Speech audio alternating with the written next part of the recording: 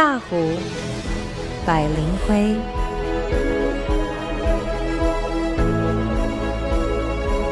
Dahu once Miaoli in times, where reeds flourish beneath the sky, winds sway grasses like lake waves, strawberries' sweet aroma fills the way. Poem by Lin Hui.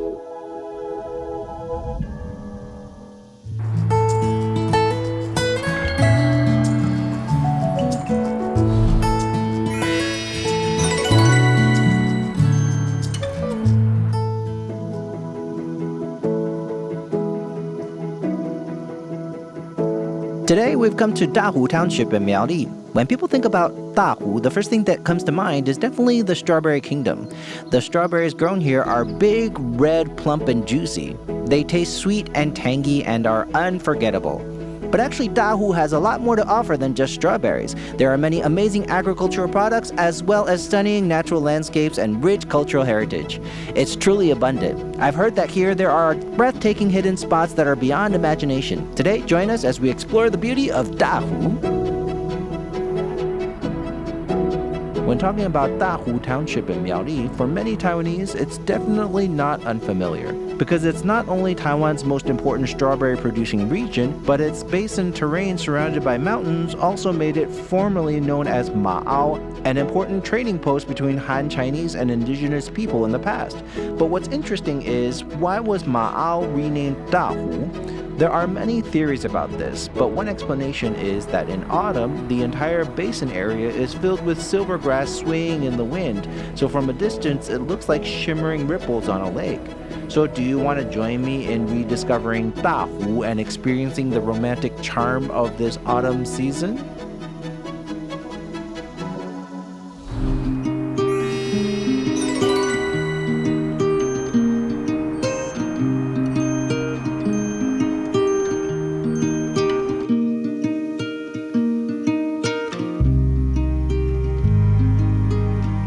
As the solar terms come to an end, most farmers in Taiwan have entered the rhythm of autumn harvest and winter storage.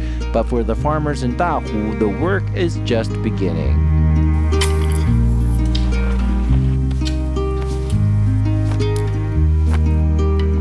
Like this small one here. In addition to the vibrant strawberries, Dahu is also one of Taiwan's most important ginger-producing regions, because as early as over 200 years ago, there were records of ginger cultivation here, and even farmers from other counties would take ginger from here as parent seeds to plant and propagate back home. Therefore, Dahu's ginger is not only of outstanding quality, but has also spread far and wide, earning the title of Taiwan's ginger hub. The ginger here, you can see it spread all around. What variety of ginger is this? We generally call it Guangdong ginger. It originated from Guangdong? When early settlers came to Taiwan, they brought seeds and supplies with them. The ginger from that time was brought over then, so we collectively called it Guangdong ginger. Our location here is right at the watershed of Guandao Mountain, so it's always humid here. Due to the higher altitude and the slightly sloped terrain, water can flow directly downhill. And I noticed here there are many ginger pieces that have been dug up. But this one, is it damaged? Is it from waterlogging or pests? This one was damaged by waterlogging. Sometimes during typhoons or the rainy season, the water volume is too high and it can't drain quickly enough. So over time, bacteria starts to grow. So this is diseased ginger. When we dig it up, since it's diseased, we just toss it aside and don't harvest it. We leave it like that. When we grow ginger, what's the loss rate usually like? The loss rate depends on the weather this year. This year's weather, is it good this year? This year we can harvest about 70%. 70%, that's considered pretty good. Oh, not bad. Yeah. 70% is not bad? Actually, a 30% loss rate is quite high. But there's no way around it. We're competing with nature for a living. According to the farmer, ginger is usually planted in February, and then we have to wait until around the winter solstice, which is around December, before it can be harvested. Therefore, for the Chinese who follow the solar terms, the winter solstice is not only the day with the shortest daylight and longest night, but also an important time to celebrate the harvest and family reunions. So, friends from abroad want to know what Taiwan's winter exclusive delicacy is? What is it? The Dahu ginger duck from Miaoli is guaranteed to be your top choice when visiting Taiwan in winter. You can take a look. There's ginger everywhere. Here. Right here. And the dish is very rich in ingredients. Well, yes, this is the ginger that you just dug out. This one is like old ginger. There's also young ginger as well. For example, when you put it in sushi, there's like the younger and tender feeling to it. It's marinated ginger. For old ginger, everyone uses it to replenish their energy, like using it in spicy ginger duck, or it could be sesame oil chicken soup. It's a must. How long does this usually need to simmer? Well, it doesn't actually need to be simmered for too long because the ginger flavor is already strong enough. It's very rich, yes. So give it a try. We can also add some jujubes and goji berries. The broth will definitely be sweeter. Whoa. Very impressive, isn't it? It's really rich and the flavor is very complex because it has so many ingredients and it's not spicy at all. Well, sometimes you get a lumpy throat. But this one is completely smooth, so easy to drink. And then after introducing this ginger and peppercorn duck here, come take a look at this. This is yellow noodles. Hey? Do you know why it's yellow? In a moment, you'll find a fruit flavor, a very familiar taste. So the noodles themselves have some additional ingredients? Well, we add ginger into our noodles. Ginger in abundance. Really? So the noodles themselves can also be paired with this? Well, the noodle itself has a slight taste of turmeric. This one, we added sesame oil, so the flavor will be more fragrant. If you want to eat ginger spice duck today, we can also add it into the broth. Yeah, paired Yes, together. to make it so delicious. Then you can also fry some eggs or cook some hot pot.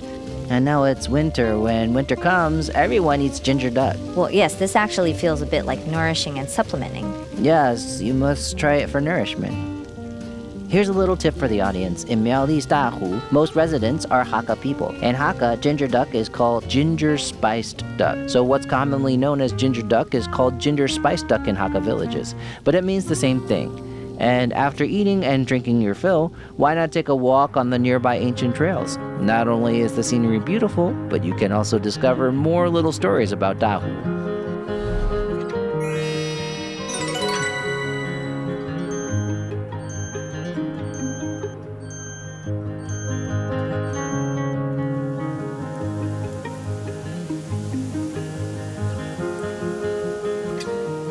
In Taiwan, there's a saying, reading 10,000 books is not as good as traveling 10,000 miles. If you love Taiwan and want to get to know it, then the Raknus-Selu Trail, one of Taiwan's 7 national greenways, is definitely a must visit.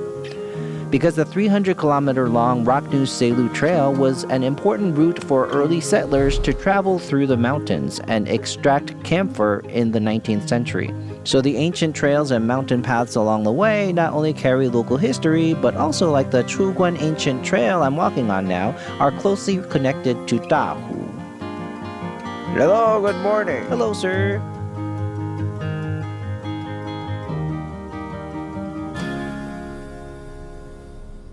Thank you, sir.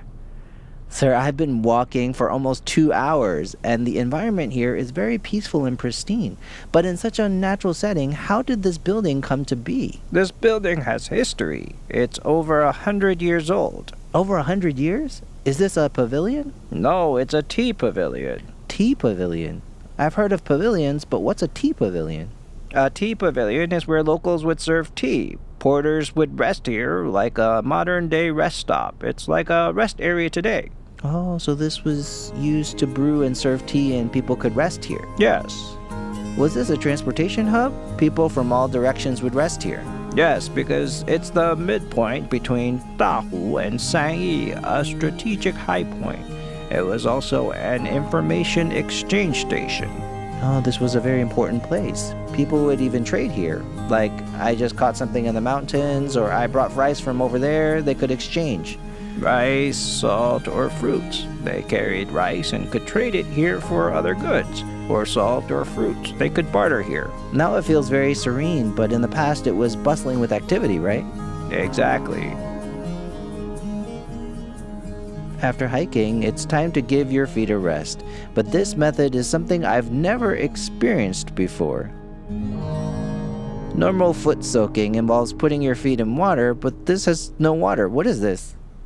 Well, this is a foot bath infused with ginger. We have the ingredients of ginger in traditional Chinese medicine. You can relax your feet after a whole day of walking. Make sure they're less swollen. Soaking your feet with it will get rid of excessive moisture in your body. Also, take a look at our scenery. This whole area is filled with snowy mountains like Daxueshan and Xiaoxueshan and Xingzhu. It's on our left side, so when it's snowing, we don't need to put on snow chains or get crowded with traffic everywhere. You just enjoy the view. The layered mountain ranges are like a natural canvas, absolutely stunning. Such a beautiful view not only made me gaze for a long time, but also reminded me of how early settlers had to cross mountains and valleys to conduct trade. And did you know?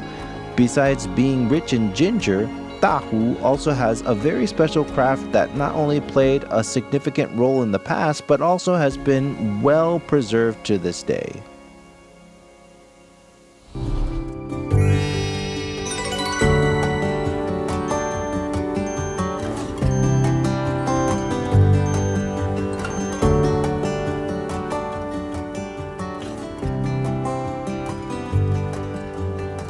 Everyone has touched and used paper before, but have you ever wondered how paper is made? I've heard that in Dahu, there's a place that's amazing. It can transform ordinary paper into beautiful art installations. And we can even make one ourselves to take home. What is it exactly? Follow me to find out. Good morning, teacher. Hello. I've heard that the paper making here is quite different from other places, right? Yes, it's quite different. Okay, today I'm going to learn paper making. What's the first step? What do we do first? Well, first, we need to take the fiber you want to make paper with, and then grind it and flatten it. Is this it? Yes, yes. Because the materials I imagine for paper making are mostly tree bark. What is this? Well, this is moon orchid. Moon orchid? Why use its leaves? Well, because it's the blooming season and there's already fruit. You must cut it down. When it's being cut down, it will have those fibers coming out. Okay, can you explain how to do it? Well, actually, we take this plant. When you bring it back, the first thing you do is after we classify it properly, let's flatten the first one. Don't chop it up. This used to be pulled by oxen before, but since there are no cows now, we use people instead. People just push it, right? Yes, yes. Teacher, I'll be the ox first. Let me roll it. We'll be a cow. Cover the inside of the left eye. Cover it? Why? Well, that's why they won't feel dizzy. Oh, now that you mention it, going around for 1 or 2 hours... Oh, 2 hours. ...would really make you dizzy. Yeah, so when you're making paper, it requires 2 oxen. They need to switch. Oh, they have to alternate. Well, a family needs to raise 2 cows. It's a significant economic burden. So why did we choose moon orchid instead of other materials? Well, in the past, people used bamboo for making things. Before it was bamboo, like willow bamboo, it's golden yellow. It's a color of the joss paper. Early Hakka settlements would plant makino bamboo because bamboo not only acts as a windbreak but also can be made into many exquisite bamboo crafts. It was even ingeniously incorporated into paper making. So the nearby Zhonggang area in Zhunan still preserves the traditional production of ritual paper. And the paper used for gold and silver paper originated from Dahu and is closely connected. So if you want to learn about this century-old paper-making craft, don't just talk about it. Come and experience it with me. Making paper is similar to weaving clothes. People would think that making paper is very easy. You just scoop it up, but actually no, it's woven on top of the water. Not this side, it's this side above. It's all designed in a certain way. We dig up paper like this, and it's truly a very technical skill. We need to dig for several layers, what we call a mesh. So how many meshes do you dig it up? We go down at a 75-degree angle, and you need to be super fast. Like this? Yeah, very fast, and pull it flat up. Pull up flat. Yes, yes. To scoop up the fibers, right? Yes, yes. Well, we use the water force to weave the paper. So on top of the water, there's left and right. It has latitude and longitude. It's weaving on top. This is very clear. You can see the fibers on the surface. Then later, we'll transfer it, right? Yeah, Okay, let me start. Go in. this is demolding. Come up. Okay, you need to be faster. Yes. Did I get it? Well, you're doing better now. Well, it's your first time. Well, you need to utilize the surface tension of the water. Well, don't wash it out, because if you wash it out, it won't work out. If you get fibers on this side, it's totally useless. Oh, so we only use one side. Yeah, and for the water, you need to go faster because the water has a pulling effect. Oh, let me try again. Yeah. Did I get it? Well, you need to be really leveled as possible in order to be effective. Okay. Because if you swing unevenly, the water goes down. Is this usable? Yeah, well, directly press Press it on? this on that. Like this? Yes. Well, try to follow this shape as closely as possible and press it. And then use a dry cloth. Don't use your hands like that. Use a towel. Ooh. Well, this is wet and there's water pressure on it, whereas the towel is dry and the mold can be removed like this. Okay. The fibers we just scooped will stick to it. Yes. Then you can just take it out and dry. Nowadays, ebooks are popular. People can buy a tablet or e-reader, download what they need, and even write on it with a stylus. Although technology is convenient, I feel it's a bit cold and lacks warmth. But the handmade paper we made today is made from natural materials, trees, plants, and flowers. It feels much warmer. And as the teacher said, today we saw wedding certificates, and she mentioned they can also make graduation certificates. For such important moments full of memories, I think it's perfect to ask the teacher to create something unique for you, handmade with care, crafted step by step. I know Taiwan invented paper about 1900 years ago, but what makes Hakka paper different from regular paper? Well, the paper made by Hakka people in Taiwan is called rough paper. It's very different from how other countries make it. Like the paper used in books, that's fine paper, right? Well, it is relatively thinner and suitable for writing. The paper that we make are not the ones that can be written on. It's called rough paper. Yes, you can feel it's very rough. Yes, it has a textured feel, very unique. How are the patterns added? Is it like what we did earlier? It's the same. You use a soft bristled brush to write it or draw it, but when it comes to actual writing, it's not really suitable. This is more suitable for decoration, like hanging on walls at home, right? Well, yeah. Teacher, you mentioned you've been in this industry for about 30 years. What made you decide to do this?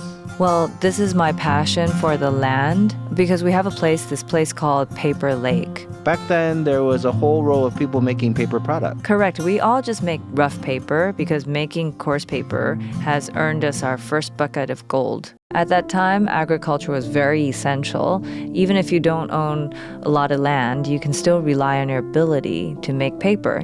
You can go to the mountain to pick bamboos and then make a living out of it. Those were the dreams. Listening to the teacher, the beauty of Dahu could take days to describe, especially the nearby Dawuo Ecological Park, which not only has its rich cultural landscapes and ecological resources, but is also a key landmark of the romantic Highway 3. It's perfect for exploring and discovering hidden gems.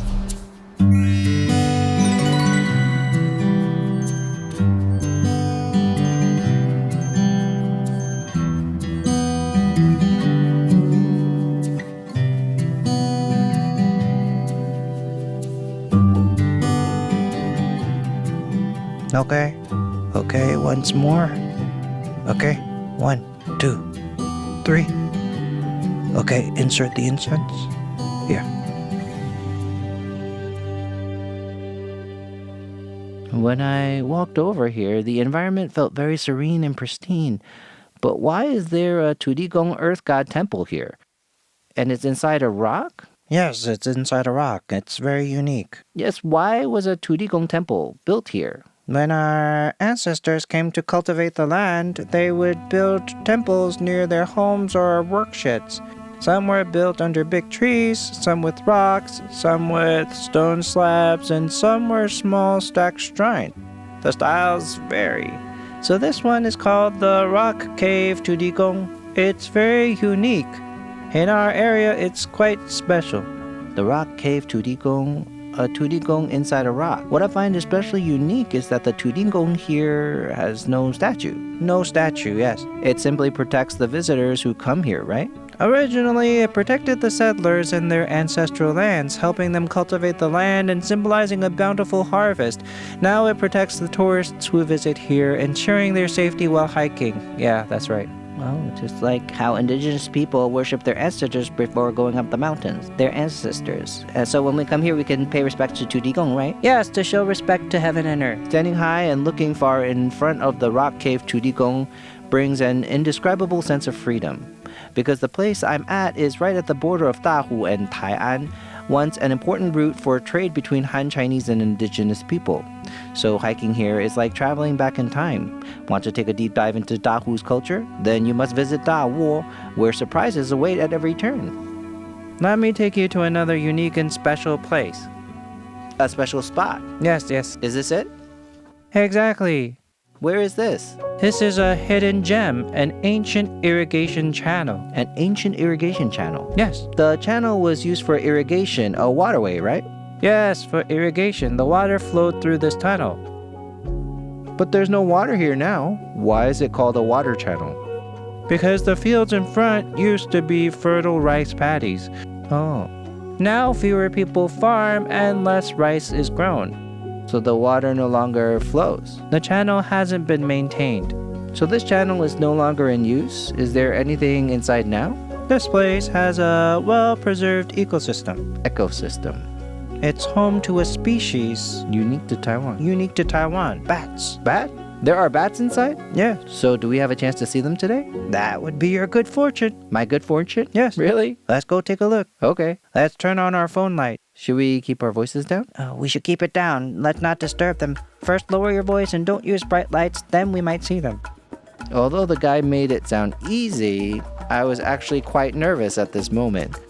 Walking through the dark cave, where you can't even see your hand in front of you, just moving forward in the dark was uncomfortable enough. Mwah. Mwah. Bats keep flying past me. So many of them. Wah! So many of them. And they're so tiny. Ooh. I'm so embarrassed to let everyone see me like this. But I have to say, the cave's ecosystem is truly amazing. And in Chinese culture, bats symbolize good fortune. So, being able to see these little creatures must have added some luck and fortune to my journey. Mwah, Brother Xue. You've returned from an adventure. Yes, it's my first time seeing wild bats, and the caves was quite small. I had to bend down the whole time. While I was walking, I felt bats flying around above me, and they looked so cute, so tiny. They're Formosan lesser horseshoe bats, a species unique to Taiwan. Do they eat insects? Yes, insect. It's my first time being so close to them. I was a bit scared. At first thinking they were all small and cute, but then there were larger ones. They were like birds. I was completely shocked. Yes, this environment is really well preserved, very pristine. So can visitors usually enter this cave? For those particularly interested in the ecosystem, I'll consult with them and bring them here. Brother Xue, how did you first discover the bats lived here? Because during our local cultural and ecological surveys, we explored this area and found that it's home to a species unique to Taiwan. The Formosan lesser horseshoe bat is worth studying, so we try not to disturb them unless their habitat remains preserved.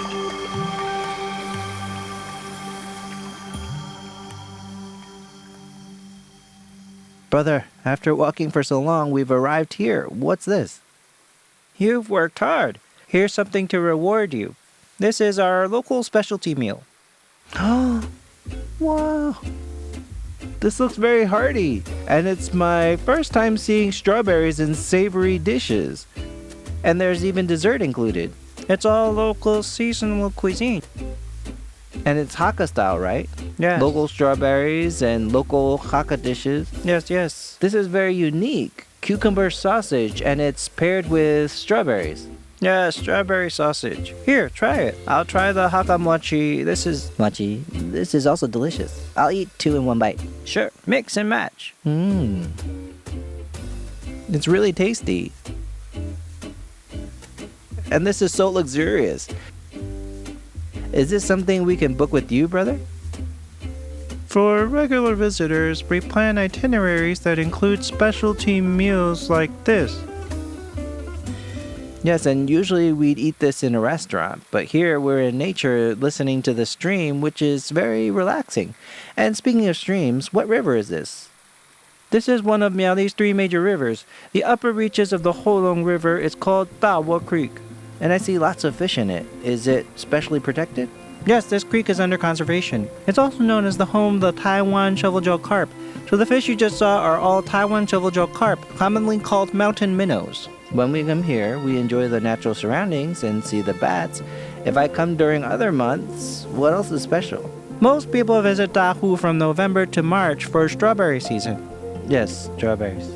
Strawberries are what most people think of, but here, as I've said, it's Dahu's hidden paradise. In late March and April, you'll see snow-like dung blossoms during the day. Oh, I know, it's a spectacular sight. And at night, there are fireflies. Then in June and July, you can harvest makino bamboo shoots. Oh, so there's something to do all year round. Yes, all year round. Each season has its fruits and vegetables. Absolutely. If you want to visit Dahu, you can go anytime. It has different charms throughout the year. But eating this strawberry bento, which looks like a work of art, reminds me that it's strawberry harvest season now. So if you want the freshest strawberries, head down the mountain to pick them. You won't regret it.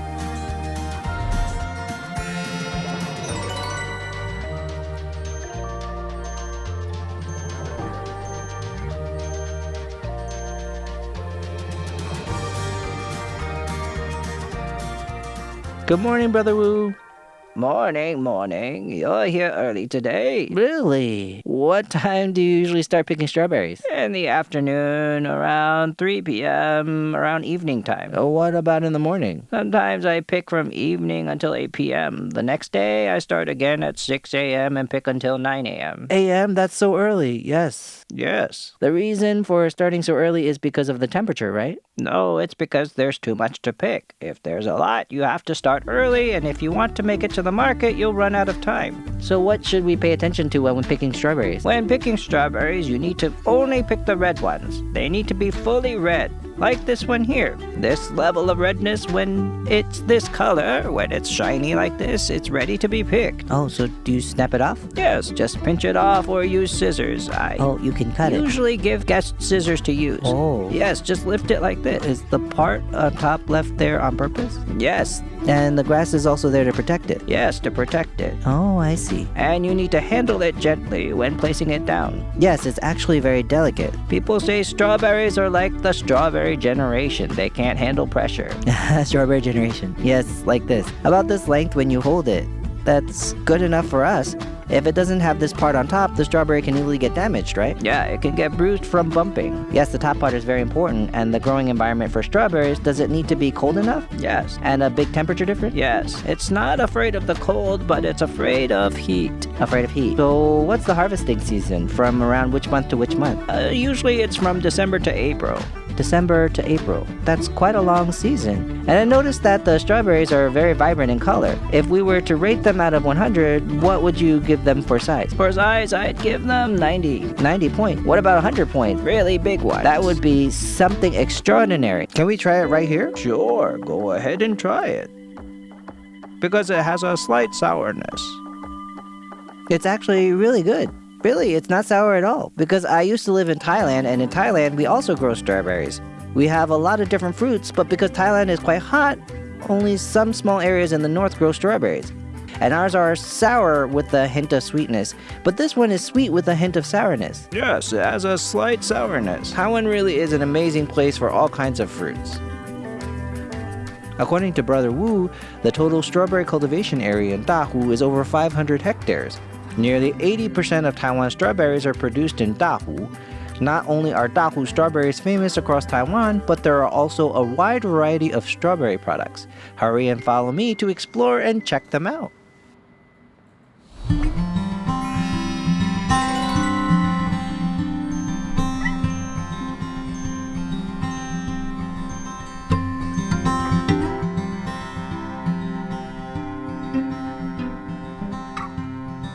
Wow, this store operated by the Dahu Farmers Association is simply amazing. It's truly impressive. Not only does it have a wide variety of strawberry products, but it's also a great place to shop. No wonder it's always bustling with customers. Business is booming. Although I want to take everything home, there must be some Taiwan exclusive items that are hard to find elsewhere. Right?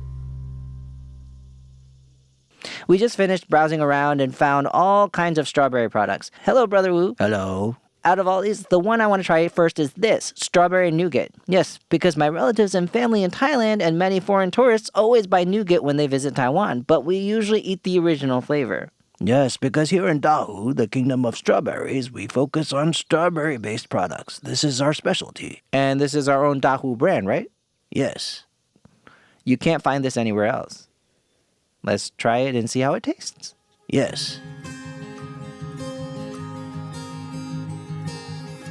Wow, the strawberry flavor is very rich, and it doesn't stick to your teeth, because sometimes nougat can be sticky, and that's annoying. There are all kinds of flavors, including this guai guai flavor. This is a brand we've known since we were kids, and by chance we collaborated with Guai Guai to create this special edition called Rice Guai Guai. It's made with rice and combined with our strawberries. Usually it's made with cornstarch, right? Yes, But this one uses rice. made with rice. And rice is an important ingredient in Hakka culture. Yes. As for the strawberries, we're different from other products that use strawberry flavoring. We use our own strawberry jam to bring out the original local strawberry flavor that everyone can try. It has a sweet and sour taste and a hint of happiness. Yeah, really. For example, we also have The seaweed, which is quite unique. I never thought strawberries could be added to seaweed. Is this a new product? Yes, it includes our strawberry powder mixed with the seaweed and baked. Many foreign friends also love strawberries. You can see pink flakes on the top. These are real strawberries. Yes. Let's try it. Usually seaweed is salty, maybe with a bit of salt, but with strawberries, it's special. Yes, it has its own unique flavor. Mwah. I tasted sweetness, sourness, and saltiness all at once. They came one after another, taking turns in my mouth. This is delicious. Yes, it's very good. How did you come up with the idea for strawberry seaweed? Actually, we are a winery operated by the Farmers Association. After purchasing a lot of strawberries, we thought about how to promote strawberry products. So we collaborated with Guai Guai, seaweed, ice cream, and beverages, all kinds of products. We've been promoting them. Through diversified operations, we not only let foreign friends see Taiwan's soft power, but everyone should also remember that this is a bona fide winery. There's a saying in Taiwan, the best wine is at the bottom of the jar. Now that we've tried all the snacks, it's time to try this exclusive Dahu brew. This is a fruit-based beer. During the brewing process after fermentation, we add our strawberry juice to bring out the strawberry beer's flavor and aroma. It has a subtle flavor while retaining the taste of beer. Let's try the strawberry beer.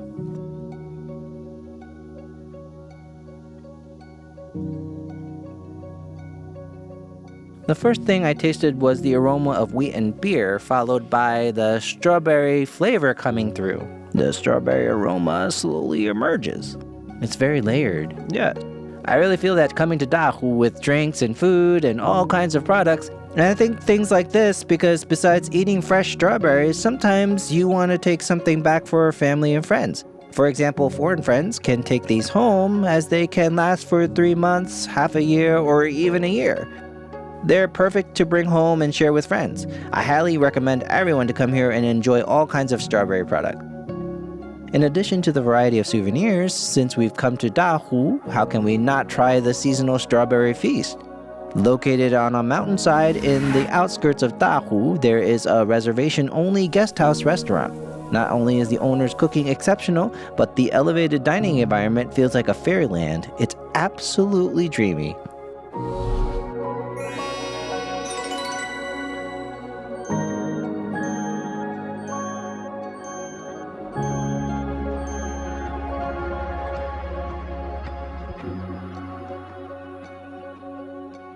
We're halfway up the mountain, enjoying the beautiful scenery. It's truly stunning. What kind of place is this? Here we are at Miaoli's Dahu Manabang Mountain. We're considered the highest place where fairies live.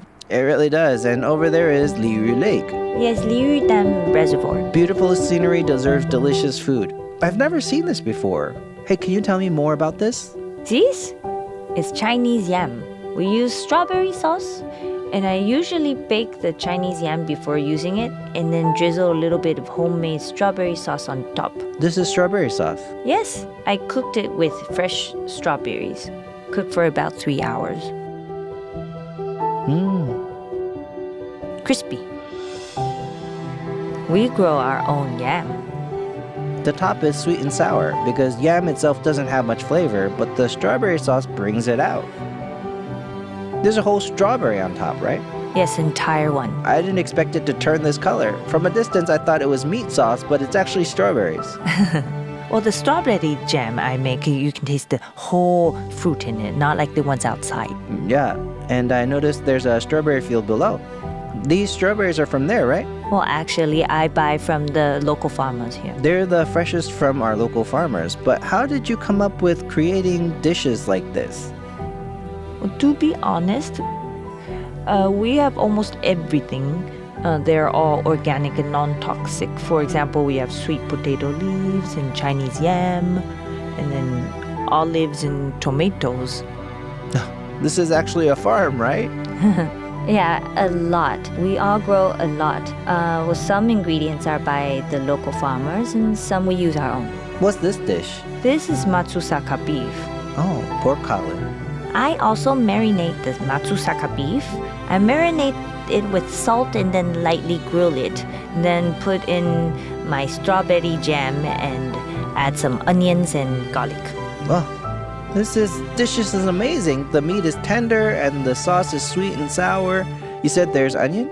Yes, I add some onions and garlic. Yeah, I can taste the sweetness of the onion, which complements the slight tartness of the strawberries. This dish, how long did it take to develop this? Well, this one I've also tried several times. What kind of dishes do you think strawberries pair well with? Actually, you should try eating this. Is this a sandwich? Yes. Young people prefer it. Oh, I've never seen a sandwich with strawberries before. It's quite unique. Try it, it's very special. I use butter and then a bit of lemon juice and add some fresh strawberries. Good? The bread is crispy, the lettuce is fresh and sweet, the bacon is salty, and finally the sweetness of the strawberries. It's layered and delicious. This is really good. It's perfect for a picnic. Actually, I feel like we're having a picnic right now. We're sitting here surrounded by mist, watching the sunset. The environment is truly amazing. And I noticed around us, are those maple leaves? Yes, we grow an entire row of maple trees for people to enjoy so they can see maple leaves and cherry blossoms. They can also enjoy the sea of clouds. When winter comes, this place turns red. Around December. And it's very beautiful. Manabang Mountain at 1,406 meters above sea level is not only scenic, but also the highest peak in Dahu. It's also known as Taiwan's Little 100 Peaks. In addition to its rich landscape, this place is closely related to the camphor trail mentioned earlier. Not only are there many camphor trees here, but the camphor trees here are said to be of great historical significance. Their value is comparable to gold.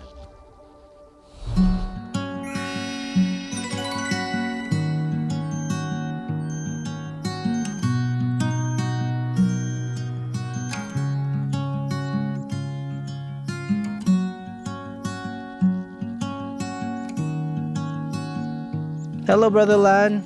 Hello, Wei Dan. What tree are you cutting in the forest right now? This is a camphor tree that we planted 20 years ago. You planted this yourself 20 years ago? Yes.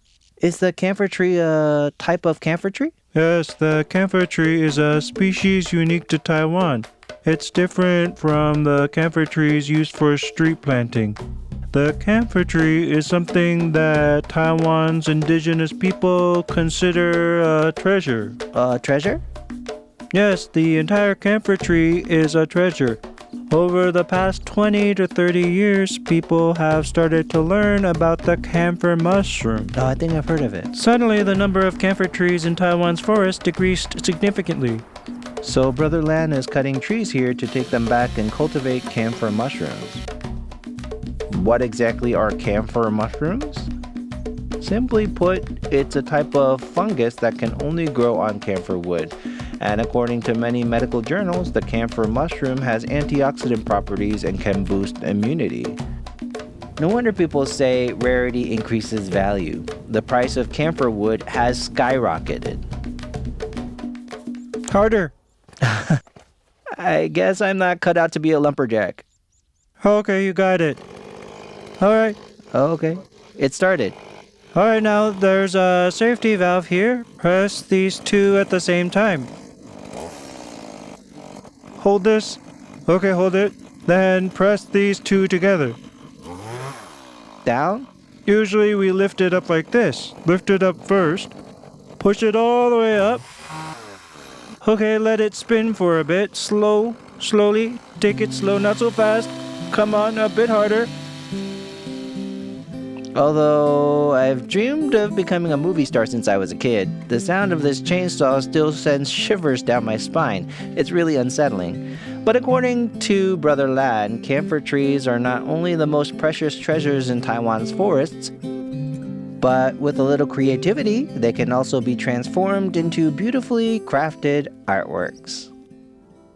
So this is camphor wood? Why does it look so different from the one we just cut down? Well, what you just saw is a fresh one. It's a very vibrant camphor wood. Like the Taiwan camphor fungus is a very special mushroom and it actually eats rotten wood, right? So if I were to say a camphor tree is in the wild and there are camphor fungus growing inside it, this indicates this tree is very unhealthy, infected by bacteria. Oh, so its nutrients have been absorbed, but we can still make use of it by turning it into a potted plant, right? Yes, well, its nutrition has been all sucked out by the camphor fungus, and then the whole piece of wood will become very light. You should try holding it. Really light. If this is cyber wood, it will be very heavy. Yes. But this one is already very light, therefore there's no nutrition value. So we just need to clean the part that has been eroded by the wind and clean it thoroughly. The wood, the natural pattern of the wood is very beautiful, then we can use it for planting of vegetation. Through handmade planters, we not only give camphor wood new life, but also gain a deeper understanding of its value and the importance of forest sustainability. Taiwan's forests are naturally rich in resources, but if greed leads to their depletion, how can we introduce Taiwan as a uniquely beautiful island to our foreign friends? After this journey, Dahu is more profound and special than I imagined. This time, we tasted all kinds of delicious strawberry dishes, healthy ginger, unique camphor trees, and the thrilling bat cave. What left the deepest impression was the hands-on paper-making experience. Here, whether it's dynamic or static, what you smell, see, hear, or touch, you can experience it all at once. Next time you visit Dahu, aside from picking strawberries, you can also delve deeper into the beauty of Dahu. Actually, there are many more towns in Taiwan worth exploring. I'm Wei Den, Linking368Taiwan. Which town will we visit next? See you next time! Taiwan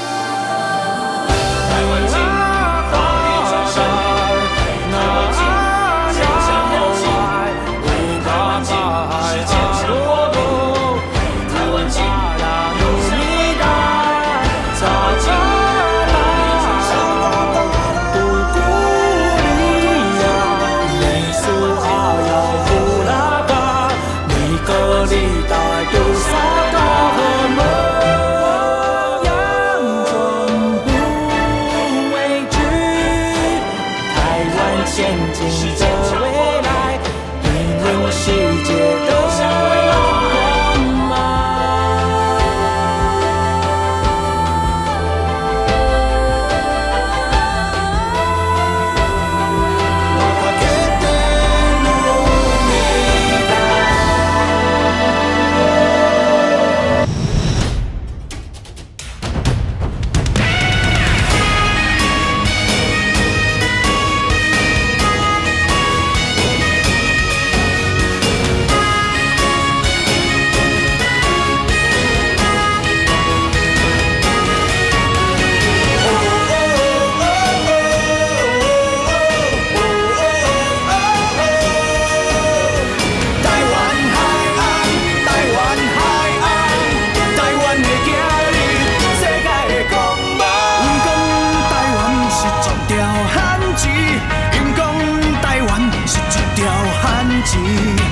路途西经，充满生命力。